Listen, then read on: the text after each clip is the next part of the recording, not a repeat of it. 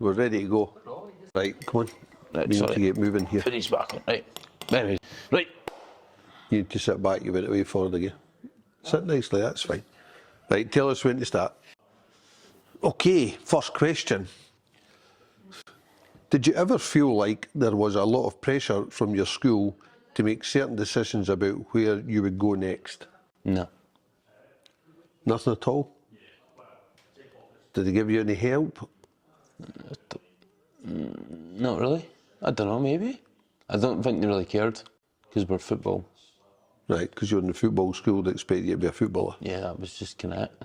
I said something about doing a book or something and I got told to stop talking nonsense. So. You wanted to do a book? No, it was, someone said like, where do you want to be in the next 2 years? And everyone was saying, play for Scotland, play for Scotland. And I said, I'd love to publish a short story. And then the teacher said, don't be ridiculous, that's unrealistic. Okay. So, when do you feel you went through your most personal development in the last 5 years?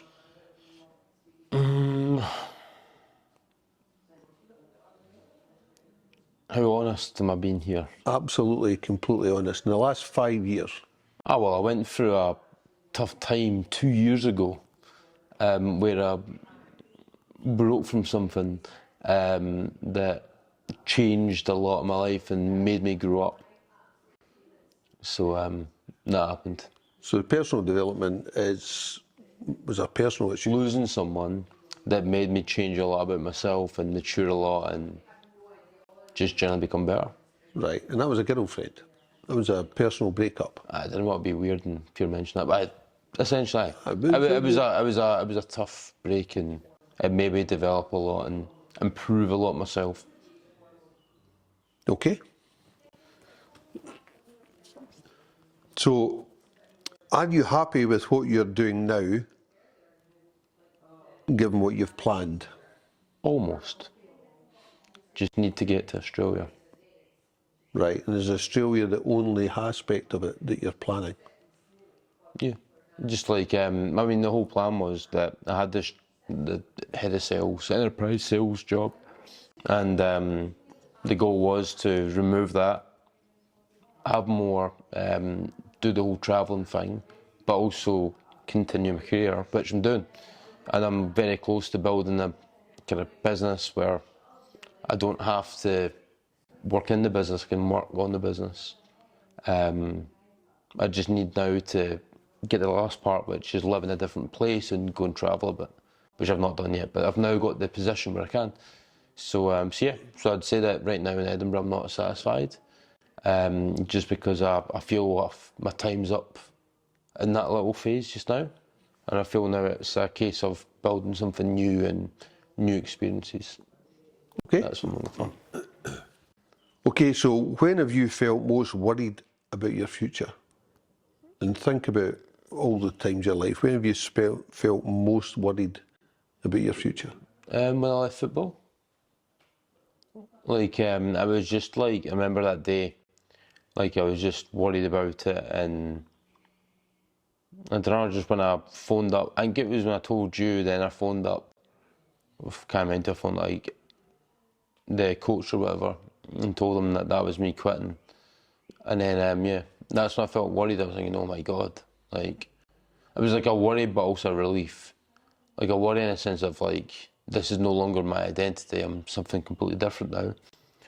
And it was also like, well, wow, I'm something different now, this is not me anymore. That's crazy. So that's kind of what I felt. At what age were you then? 19? 18? 18 maybe? 18, yeah. Yep. Okay. Listen, what about me makes you proudest and why? The fact that you've stuck to your values and lost because of it at times. Because like over the last 5 years, you've lost things that are close to you, part of your identity, but it's because you've stayed congruent with your values and you've not let a lot of people to stay in the game of things, like whether that be your previous work as well. Like, I'm not going to get into all the fundamentals, but the main reason that you're not there now was because you had values and you didn't want to put them aside to just end something. And I find that's a really good thing. And it's going back into what we spoke about over there about making money, yeah, great, but at what cost? At what point do you lose yourself? And I think that if you were to go the other way, you might have lost yourself and became someone you're not. And I think that now it's led you down this path where we're here talking about this and doing things that you've probably never done, and really positive things, actually creating an impact. Great, thank you. It's quite a good answer, that one. Right, you do your cards. Right. To me. When I was making my subject choices and what I was going to do when I left school, what advice did you receive? Well, you were on a specific course at that point, but I was still aware that, whilst you were in a specific football course, there was no certainty that that was going to be a success. So the other choices, I think, to give you something different to think about, I would say very little was the answer. Do you Very wish little. you did? Yes, is the answer. Now, it's like, fortunately, your mum's a teacher, so she knew loads of things about career choices, so I guess the school didn't give you that. But nevertheless, it wasn't just about the school. I think there could have been lots of different areas of information that could have been available about different choices that would have helped back then, just to put a backstop in. Do you think the school's the best body to give you that advice? I don't know. I don't know if it is. Maybe it's not. Maybe there needs to be a different way. But the fact is, in answer to the question, I don't think there was enough advice when I was helping make those choices. Sure. You sit back a wee bit. Were your aspirations for me ever influenced by what you thought your friends' society would think? Good question. In your case, to a degree, but again, going back to you were doing football, right? So there was a big decision that had to be made about whether you were going to follow a football route or take a least or less risky route to follow something else. Actually, most people said go for football, because it felt like a dream thing. And actually, I knew it wasn't a dream thing in reality. But I think there is a pressure, I think, from others to follow a certain path. And you do think about what others think your children, maybe even not for yourself, but for them. So I think there is a lot of pressure. Who from? Not like people, but just like as in... No, I actually think from people. I think you can tell people, they're doing this. No, but what types of stakeholders are we talking about here? I don't know, probably friends. Family? To a degree, but I would say friends, but not even close friends. It's probably the next level of friends, the ones that know you well, just want the best for your children because they know them. The next level that don't know you so well definitely have more of a judgment about things. They have more of a kind of further away opinion, and they're like because you're closest friends. Because they make a judgment on it, and I think anybody wants to go out and say, here's what my child's doing, but the reality is, there's a bit at the back of it that says because he loves doing that, he's doing a good thing. And then you were part of football. People had an expectation that you were going to be a footballer. Any less than that, people went, oh, instead of saying, actually lots of people said it was brave what you did. I thought that was quite good. But it was a really interesting time. It was almost like a unique time because football didn't finish with you. You finished with football, and it was a brave decision, and you were unhappy. But lots of people thought, oh, just put up with it because that seems like a dream job. And actually, I was good with it. I was proud to tell people that you'd made a decision because it was a pretty bold decision to make. But nevertheless, that's something I think everybody wants. It's actually not for me It's for you, because I want people to think good of you. Because it's like close friends, like Rod, for example, he'd be like, But totally what bang, you said, wouldn't worry about telling him. oh no, he said stay with being a footballer. He was like mad at you. Was it? Right? No, because footballer is a dream job for him. Get him back, he'll get back. But he just had faith, you know what it's like. Oh well, overrated. Anyway, doing the next bit's hard, but being professional at 18's like, it wasn't as bad, but getting the next level was the actual challenge. When did you see the most development in me over the past few years?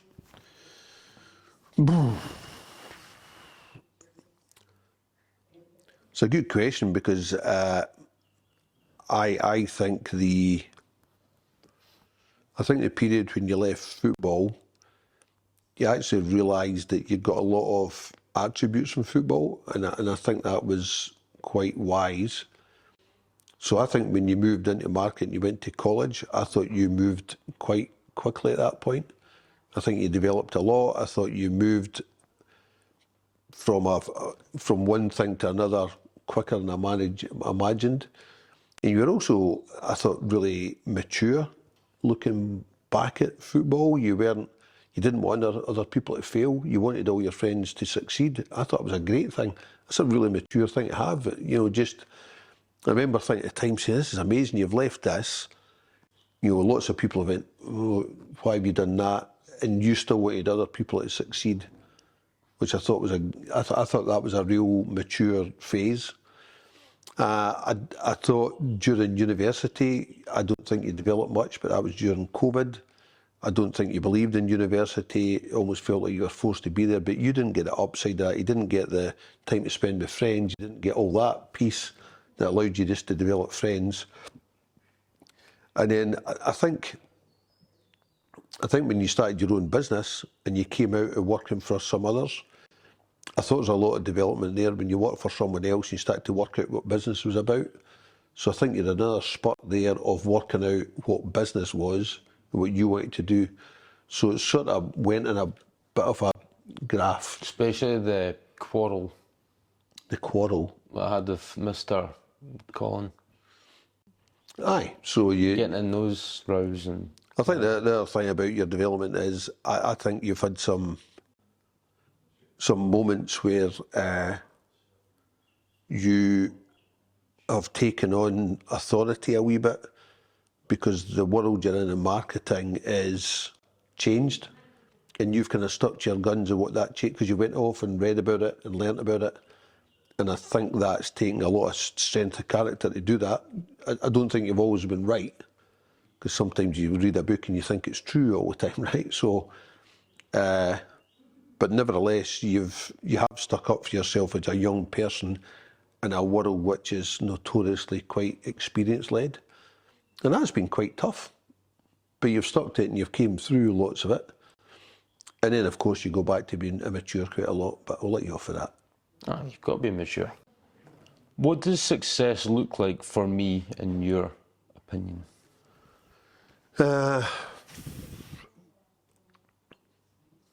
It's a good question, because it's easy just to say you're happy. That's probably the answer, right? That you're happy and satisfied. But I know the things that you consider to be big things for you. So I think success for me is you having at least one significant business that goes really well. And I'm saying that because I know that's something you're striving to achieve, and I think you deserve it. I think you've worked really hard. You've started lots of businesses along the way. That would be, I'd feel good about that because you'd feel good about that. So I really want one business to fly for you, so you can say, look, all that effort, you've actually managed it. And I believe in you. So I believe in you enough to say that'll make you happy, and I think that'll be success for you. There's lots of other things about family and all that sort of stuff, but fundamentally you put so much effort into that, then I'd want that to happen, because that would vindicate all your efforts and you deserve it. So that would be my thought about your success? What do you think is my most valuable asset or trait as an employee? So that's an interesting one, because you I was hopeless. you weren't an employee of too many folk, right? So as an employee, you wanted to be your own business. But I think in reality, you are driven to deliver a successful outcome. So for any business you've worked with, you've always been determined.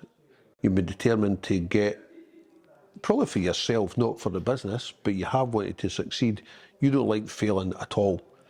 So in the eyes of the business, you want to meet what the business wants. So, that way you're seen to be a successful employee. So I think as an employee, you've been really driven. I mean, even going back to the one that says how many 5-star reviews we get, everybody gets a bonus. So you set out to get loads of 5-star reviews, and got loads of 5-star reviews by asking people, can you give us a 5-star review, right? But that was a metric of the company, and you said, right, I'm going to go off and get it. So I think the success of the company, you sort of work out and you really strive hard to help them get there. And that's what you did. So even if you're in a job but you said, I don't think this is for me, everyone, even when you were going off to build a skating rink in Aberdeen for that events company that was a disaster zone, right? But you still put your heart and soul into it because you wanted the company to succeed. So not having the company fail is a big thing for you, which I think again is a great thing.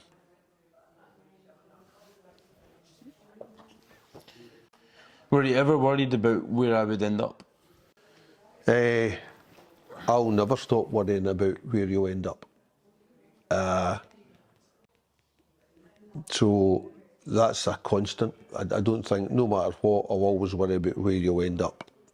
But that's just a parent thing. If you're asking me about where you'll end up, I think you've got so much drive, you'll always find a way.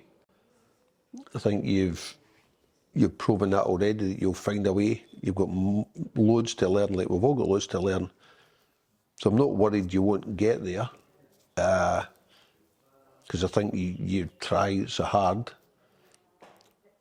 But I've always worried about where you'll end up, especially in Australia. It's quite far away from here. So that's a bigger worry, because I think support mechanism's a big thing. Having people round about is a big thing. So, I'll never stop worrying. So if you think I won't, no luck, it's always going to be there. What makes you the proudest and why? The proudest of you? I think it's a completely different thing from any of the things we've discussed. I think you're really thoughtful. You do lots of things that almost on a daily basis that surprise me, because you care. You've got more empathy than maybe people know.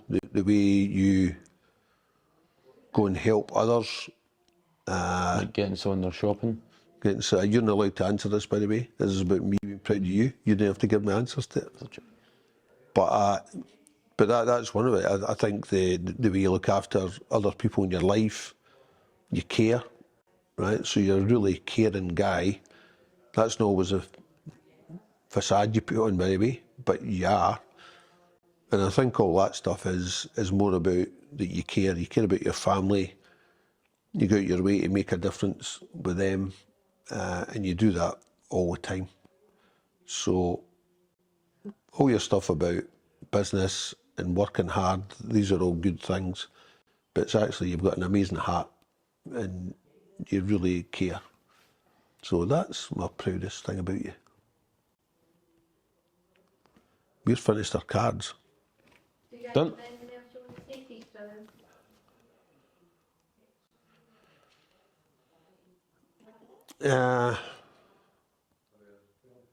Well, I can go. I mean, it's funny, a lot of the things that were being discussed around other parents, I don't know how that's gone. but we speak all the time. So there's not much I would say that would surprise you, I think, because we're pretty open, and I love our relationship the way it is. We're honest. Pals? We're pals. Aye. And not in a way that people say, oh, my best pal and everything, but we are. We like each other's company. I'm proud of you for the stuff that you're doing. I'd say pals with a boundary though, where it's like, we're pals, but you're still my dad at the same time. It's not like... I'm not going to nightclubs with you, right? So... Aye, because you would embarrass me, because you're probably a better dancer than me. But, no, but I'm saying it's a good relationship, because you can be my pal 1 minute, but then be my dad as well at the same... Like, do you know what I mean? It's got that boundary there where you're no, like, my best mate in that you're my age sense, but you can also go into being my dad when I need my dad at the same time, which is good. But I can tell you a funny story that I might not tell my mum, and you'll have a laugh about it. The other thing is, you tell other people that you're proud of me, which is actually quite a big thing. I don't hear about it, just people. I'm kidding. So, and that's a nice thing to know, right? Because not every child necessarily is proud of their parents. And I'm not saying I deserve to be, but it's a really nice thing when someone else says that. And lots of people say to me, what a great relationship you two have got, because they just think that's the case. That makes me feel pretty good. So, somewhere along the line, and by the way, we fall out from time to time, absolutely. Not that much. But not that much. When's the last? No since this morning. Did we? Aye, only because you were late, so it's okay. Ah. Anything else you want to add? I think we've kind of covered everything. Like, there's nothing else I would say. Just like, you've been a good supporter. Like, I think you growing up, it was like we speak a lot about career building, and I'm very pro. Don't try and build a career, like follow the ladder up, make your own business, jump the ladder, and get here and make your money before you're 30, so you can look after your kids. And I think that, like, with us growing up, like, it was incredibly hard for you, because you're, at the same time, you loved that side of your life. You're also trying to provide for the family and do all these things, but you were literally like getting up at 5, going to London, coming back, flying straight to Glasgow, straight to Murray Park to watch me train, and then like take me home from training, back up at 5, and then it's like the same rotating again, and then it's like then obviously seeing mum as well and seeing your friends. It was like really, really tough. So I admire you for doing that. And like, I'd say that the lessons I've learned from that as well is that, like, I was kind of jealous of part of that side of life that you had, like all the pals that you've made. Like, if you take even some of the people involved in the company today are still, these are people you've met along the way, and I've not really had that, or the strong connections. But I guess, but at the same time, what I'm trying to do is I'm trying to get here at 30, have like stuff to land on, so then my 30 to 40 can be kind of more relaxed, so I can jump back on it after. But yeah, but it's all cost benefit. It's weighing up the odds. So there's only one last thing I'll say then, is under proud, there is, can you think what the one proudest moment is I've had of you? Graduating, maybe? No. Is that just a load of rubbish then? Scotland? Specifically, National anthem? that's it. What one? Against Israel. Aye, because we never did the national anthem against Holland or that. So. Aye. But in Serbia against Israel, when you're starting for Scotland, you're lined up and did the national anthem. I was absolutely belting out. You're belting out, but I couldn't belt it out. My voice had gone after it. I was like, I was about crying. I was like, my first time proper singing it. So that was my proudest moment. And by the way, there's loads of things you could say for that, but I'm just being honest. That was a thing. So yeah, good. What about Stenny now? My wee stint. Is that emotional? that was emotional, but not as much as that one. Aye, because it was just a laugh. It was only, No, it was a good thing, but it wasn't. That was the number one thing. I wasn't Ibiza when you called me, and I was still half. I know you played your one game for Stenhousemuir, which is amazing, and I did was regret it when I said, "Oh no, what have I done here? I'm gonna have a disaster." But But she didn't. no, we survived. Right. Arm wrestling time. Let's get back Right. into this. Yes. Right, here we go. See it. 3, 1, 2, 3, go. Oh, this has lasted longer than I thought it was. Good.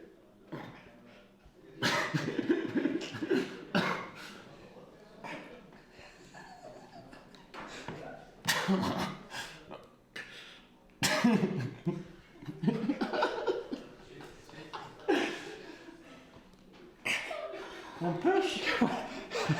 He's gone. He's gone. He's gone. He is gone. Go on. Go on. Go on. I was dying, baby. I just put on that. Well done. Well done.